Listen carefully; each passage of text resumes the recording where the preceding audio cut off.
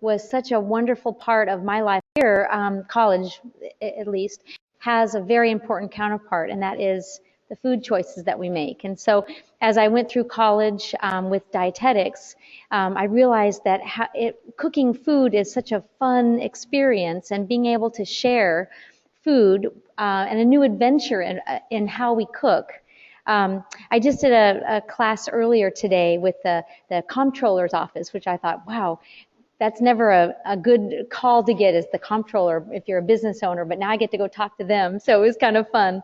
But they had some great comments about cooking and experiences of the home setting and what we grow up with as far as traditions, and how do we go through our adulthood of just learning different ways to interface with food, because so often it becomes our mode of social interaction, our mode of comfort, and whether or not we have a fitness component, we always have to have a eating component to our daily challenges and just survival. You know, we all interface with our food. So a little bit of history.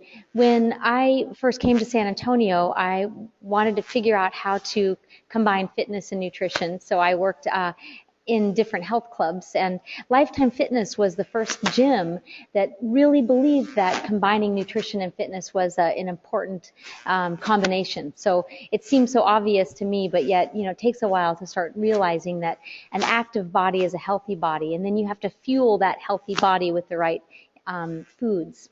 Now, fast forward, I've done a lot of research on obesity medicines after I left the personal trainer world. I'm really a scientist at heart. And so I've worked in research on the phase 1 level all the way to phase 4. Phase 1 is when medicines are just becoming on the forefront. It's only a number. It's not even a name yet. And so I was really interested in leptin. Do you know that hormone? We all produce leptin, and it's so interesting because our bodies produce leptin with the fat cells. So as our fat cells grow or shrink, the amount of leptin in our body will adjust.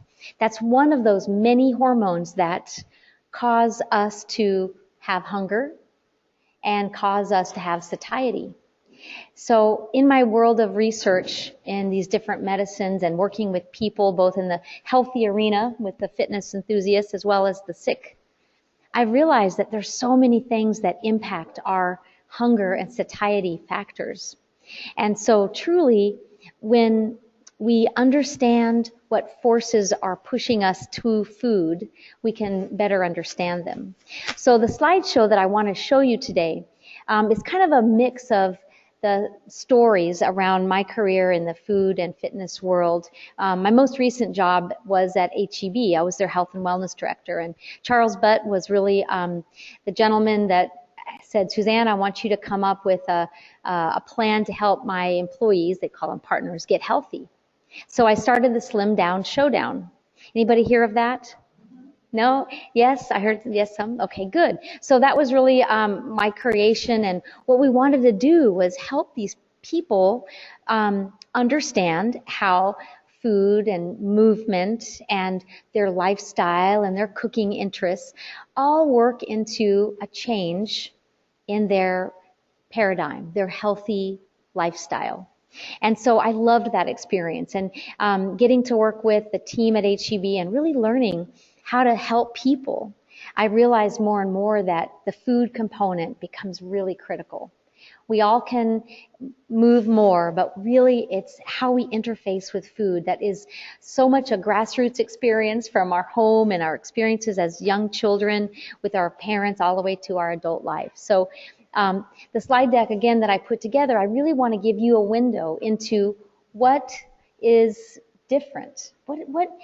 What is healthy now as we go through the ages? So whatever goal that we're trying to accomplish, those paradigms of healthy will ring similar. So whether you're in a fitness center trying to strength train or trying to run your first 5K or just trying to be healthy, those components of what is healthy overlap for all of us.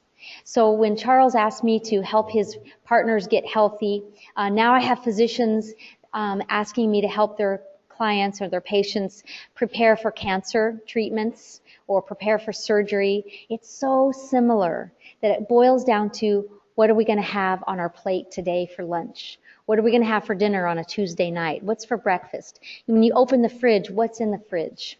So that's what I want to share with you today. So if you go ahead and go through the slides, I want to kind of share with you my journey of that. You want me to use the clicker? Yeah.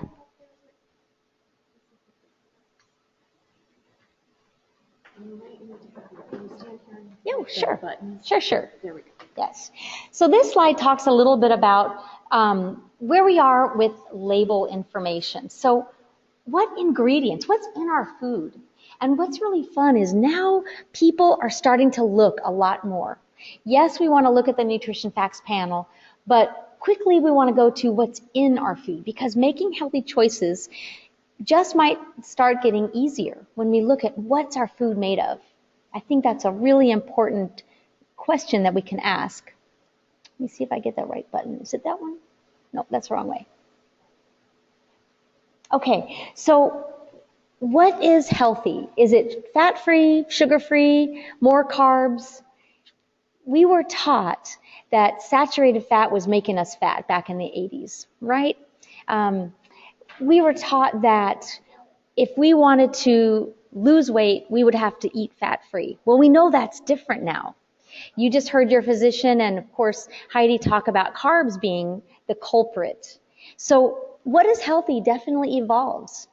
And, of course, it matters a little bit with our own personal physiology and our genetics. But the reality is we're learning a lot more about what the evidence tells us. As we start to really study physiology and how our bodies interact with food, we're understanding that it's a lot more complicated than just saying one food is good or bad. So really what I'd like to show is the new nutrition guidelines, what I like to teach my clients and what I've kind of learned through the ages of being in the health and wellness arena. And that is, number one, low sugar. And if you ever will have sugars, we want to have a nutritional punch. And I loved what I was hearing this evening about any kind of sweetness needs to be a treat. And I absolutely believe that. And again, I grew up in the 80s where, Diet Coke was considered healthy and everybody had one on their table, right? That was the healthy. Well, we know that diet sweeteners have very complicated results. We know that people that drink a diet soda versus a regular soda don't necessarily eat less calories in that day. We find that the physiology and the brain chemistry really have a big impact on our total calorie intake. And the diet sweetener might even cause our cravings to go up. So we know that if we're going to do a healthy guideline, we want low sugar to be absolutely paramount. We want it to be high protein. And then make it the way nature intended. So fats are in for the most part. So like I mentioned back in the 80s when it was fat-free everything, we know that that did not help us be a healthier nation. In fact, it caused us to maybe even gain more weight. So now what I do is I own a bakery called POWERHOUSE Bakery. And my claim to fame is, let's make every choice a powerhouse of nutrition. So now eating healthy can also be full of flavor and texture and have great satiety, because we're not so limited to make it fat-free or sugar-free or one nutrient being the win-all or the take-all. We now know that a good variety is really important. So notice this list of goodies that I've put up here: flax seeds, chia seeds, hemp hearts, all kinds of ginger and spices, dark chocolate. Yes, I did say chocolate in the healthy category. And maybe even some flours other than what maybe you and I grew up on, which was your typical enriched wheat or white flour. What if we were to recreate some of the healthy options? Well, some of my very favorites are those top three: the flax, chia, and hemp. Anybody use those in your cooking now? Okay, I see a few hands going up. Awesome. I've included this in my powerhouse foods because they are loaded with minerals and healthy fats. Not to mention they are a pretty good darn source of fiber and protein. So those are all the nutrients that we know are really important in our healthy lifestyle. Now we know that bright colors are important. They're close to nature and they're always minimally processed. So bright colors like blueberries and the hard winter squashes have a great place in your diet. Now I know in different phases of your treatment, the starchy vegetables like butternut squash are something that you want to avoid because you're going through a very special process. But as your body evolves and your process heals, you will be able to have some, and then when we do pick them, we want them to be powerhouse choices, meaning very nutrient rich. Not the refined sugar items that, you know, we might see handy in the stores with a bright package, but the product itself is not bright at all. So if we're going to use sugar, I've mentioned that I don't agree with using our diet sweeteners or alternative sweeteners. I feel that those run havoc with our appetite. They don't seem to get us eating lower calories in general. So if we are going to use something sweet, then we absolutely want to have something that is a powerhouse of nutrients. So ORC is oxygen radical absorption capacity. Yes, it's a mouthful. So normally I just say high ORC value. Basically that just means that any place we want to add a food that's high in nutrients, like pomegranate juice, tart cherry juice. And really what we base it on is this value that we've given it, which in the lab just means that it's loaded with antioxidants, vitamin A, vitamin C, and even some phytochemicals that don't have familiar names, but are in fact really valuable for us in our body and healing. Even coconut sugar is one that I use in my bakery. So again, let's be clear. When I make a baked good, it's not your typical baked good.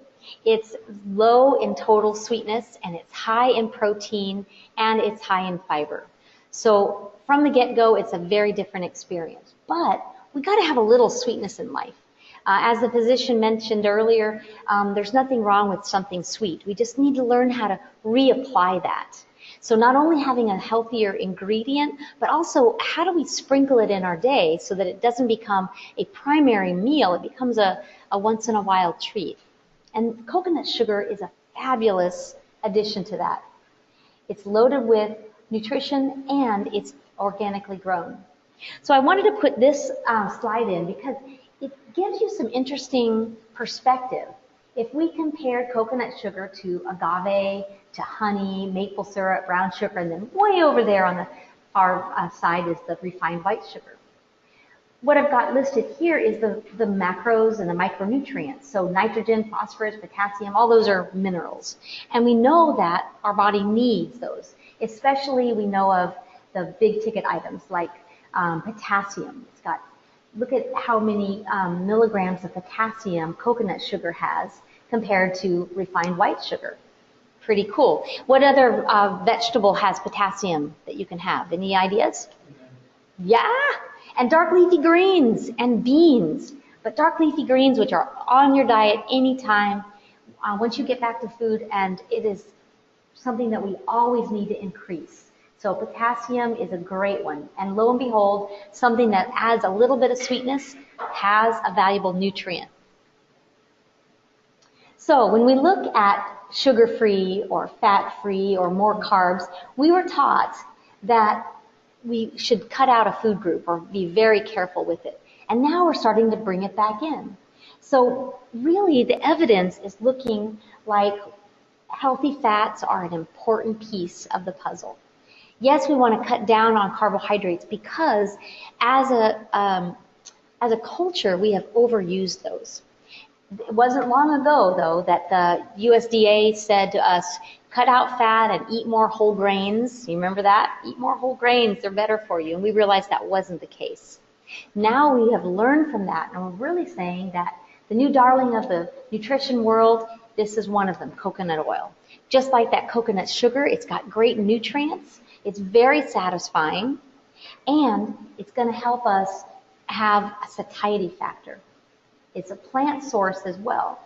So, you know, when we look at this, we want to make sure that we understand that the saturated fat from a plant source is still a good component of our total fat intake.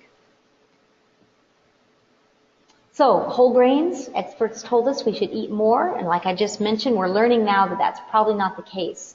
But we do what we're told, so as a nation, we started eating more whole grains, and we were also told you could have, 7 servings of fruits? We know that's too much. So even something that starts out as nature's healthful, sweet treat can certainly be overdone. So that's why I really wanted to emphasize that if we learn from the past, we understand that carbohydrates are okay in moderation. And every time we use carbohydrates, we want to make sure that they are packed with nutrients. So that powerhouse of nutrition is super key.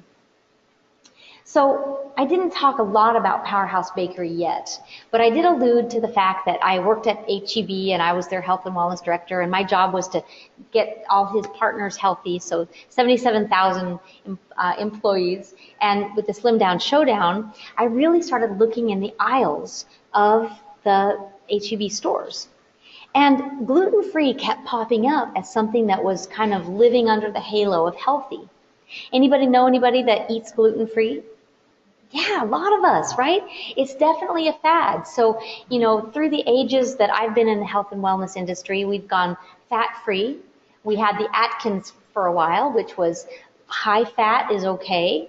And then we learned from the American Heart Association that, maybe we shouldn't be eating that much fats. Maybe we should just have this balanced approach. And so there's a conundrum out there. And as I was helping my clients, I realized that this is another really confusing element. What is gluten-free? And does everybody need to follow it? And is it actually healthier? So I wanted to make sure I put this slide in so that we could understand that gluten is really just part of the protein that's in wheat and all of the cousins to the wheat. So not everybody has an allergy to it. And for the most part, we want to make clear that just because something is made without wheat does not make it healthy. So as I was teaching my clients in HEB and I was trying to help them with meal planning, I realized that a lot of the gluten-free products were loaded with the carbohydrates that we've been told not to eat. So the white, fluffy starches, the high-processed rice flours, not healthy. So instead of gluten, they would put in much less healthy alternatives. And that's why I decided to make Powerhouse Bakery. So we are a dedicated gluten-free kitchen, but you don't have to need to eat gluten-free to love what we do, because we focus on high protein, the very best fats you can find. And when we make our gluten-free products, remember I alluded to this in an earlier slide, alternative flours are a great way for us to add nutrition to our food list. So let me show you a little bit about that. So when it comes to protein servings, we got that down. We know that we want to have good portion control. We're green light on different variety of poultry, fish, and of course any kind of burger. Let's go to this one. Let's now talk a little bit about portion size. So if you use your hand to guide you, these are meals that I serve at my bakery. And we have meatloaf, we've got a seared tuna steak over there. So I always like to teach about the palm size.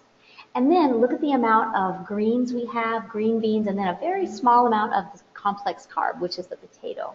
Whether it be a slice or two of sweet potato or a few of the brightly colored purple and red potatoes. So really valuable to see that portion size. So let's keep going. So I've given you some pictures here. How do we know what a good portion size is, and who do we trust? We've got so much misinformation out there. How do we know what's going to be the smart way to go? Is it simple carbs? Is it the highly processed gluten-free aisle of HEB? And so really what I love to teach folks is to find variety and find balance. Some of these foods out there will give you information on the front of pack to help you understand balance. So protein is really pushed in a gluten-free item, and the different grains, but how do we know if that's going to be something that fits in our diet? So here is the flour blend that I was telling you about. So truly, we want to have a flour blend that has good variety. We want to make sure that it is high in protein and it has those seeds that really start to build minerals and the important vitamins that maybe some highly refined products would be missing. So I really went back to the basics and created a flour blend that has seeds, quinoa, flaxseed, chia seeds, and hemp hearts. And then I added coconut flour, great option. So now we've got high protein and we've got very low carb. So in a minute I'm going to show you a pizza. Oh good, Heidi brought it over. So this is a pizza that has 22 grams of fiber and about the same in protein and very low carb because it's made with some of these ingredients. It's cauliflower. Are you guys allowed to do cauliflower? Oh yeah. So it's cauliflower, it's coconut flour, it's the mighty seeds, which are chia, hemp hearts, and flax. And then I added some lean beef and a little sprinkle of cheese. So the only place you're getting carbs is in the pasta sauce, which is the marinara. And it's yummy. So this is the cauli crust pizza. And you know, the other thing that I kind of alluded to in the earlier slide where I showed the meatloaf and the little fish, the other big piece of what is healthy is portion. So this is a great single serve, kind of a personal pizza. And I get people all the time to eat this and I can't believe how comfortable I am. I thought that would not fill me. Well, being full is a whole other topic, right? We don't ever want to be full. But we want to feel comfortable. We want to be satiated. So the ingredients that I use in my products, because of the high fiber and high protein and the low carb, really help your brain chemistry and your gut feel satiated. So while we're on the topic of portions, you saw that little meatloaf up there. That was served in one of these. So I'll pass this around, and a lot of my clients or meals reuse these because the teacher in me loves to encourage people to cook on their own. Yes, I love to help you, and I love to make life simple and when it becomes tasks later and pick up meals. But I really feel good when I know I've taught you how to do it. So taking these little meal containers, recycling them, and coming into one of my cooking classes or sharing recipes online is the best way to focus on portion control. So I've included some of these so you can pass these around and look at them if you want. But this little pizza is a great example of that portion control. And so using high protein, high fiber flour alternatives really do a lot for us. The other thing that's so valuable at Powerhouse Bakery is we do not hold back on flavor. So often people think that healthy means very bland, very uninteresting, right? So, oh darn, I'm going to have to give up all my favorite foods. But I love to teach folks that using spices changes everything. Now we've already mentioned that as the healthy revolution, we know that fats are back in. So we can use fats, which carry a lot of flavor. We know that protein is a mainstay, so it helps keep us feel satiated. Now all we have to do is add some pizzazz with the flavors. So not only is this great for an anti-cancer prevention, putting in lots of color, it also helps our immune system fight off all kinds of external forces because it's building our immune system with those bright colored spices. So it's a really good one. So color with a punch. This is a plate that I put together. I got to do Great ASA a lot, with not only with my work with HEB, but they've invited me back as Powerhouse Bakery. So I love to put beautiful colors on the show. So anybody recognize what this is here? It's kind of hard to tell me. Basil! Yes, high five. Yes, basil. I love to use basil. And we don't just put a little, finely chopped tablespoon in our food. We put handfuls. Is basil a free food for you guys? Pretty much. It's a leafy green, and oh my gosh, it's full of flavor. So one of my very favorite dishes is our spaghetti squash. So it's a very high water content vegetable, and we load it up with herbs, a little bit of ginger and lime, that's the dressing, still freebies, right? Tiny bit of honey, and then we add in those beautiful colored spices. So it's a great dish that is fully loaded with good stuff. So I talked a little bit about that oxygen radical absorbency capacity, and notice on this list, I added a few more things. Look about a third way down, sorghum, and of course we talked about basil, but sorghum is a really interesting grain that I use in my bread. It's not a very common one, but it adds a great sense of lightness, a little bit of sweetness, and it's one of those flour alternatives that become a great way for us to make something flavorful that is flour-like, but not your typical flour at all. So, in general, what I love to recommend is eat to live and still love to eat. Whenever I work with a client, I tell them never eat a food you don't love. And I love the comment earlier that you guys were kind of working through hunger and satiety and should you eat all your protein, even though maybe you don't feel like it. And I think one of the greatest gifts that I can offer to my clients is really respecting and understanding your body cues and knowing how some of the external forces like the foods, the combination of foods that we choose, have an impact on our brain chemistry. And so as we go through this journey of what to eat, just know that I'm right there with you. And my goal, just like Heidi and all of your instructors, my goal is to help you identify what the perfect balance is of your foods. We know to get the most out of your treatment, we've got to reinvent what healthy is for you. And protein, some carbohydrates, because of course you'll get some carbohydrates even from your leafy greens, are why your body is healing, to get all those important nutrients. So carbohydrates at a very minimum, let's make them yummy when you do get them. And then being able to add in the healthy fats. Again, that helps with healing and it really helps with satiety. So some of the protein foods that you eat already have a naturally occurring amount of fat. And then when your diet allows, adding in some of the healthy seeds and flour alternatives will be a great way to add satiety as well as fully loaded with nutrition. So that's what I have for you. I think I've got one more slide. Yes. So again, the healthy rules to live by that I always love to teach are to shrink and multiply. So small meals frequently. Be a daytime eater. So whenever I was working as a nutrition coach, so often the biggest challenge for somebody that had a weight loss goal was that they wouldn't eat during the day and then they would eat one large meal.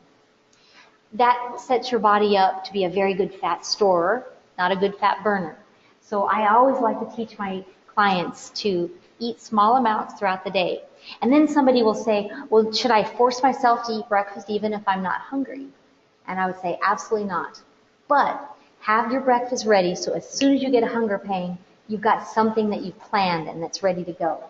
And one of the items that I brought, which, is just an example of a way to add in whey isolate or protein to a typical breakfast meal, which is oatmeal. So there's a small amount of carbs and a lot of protein.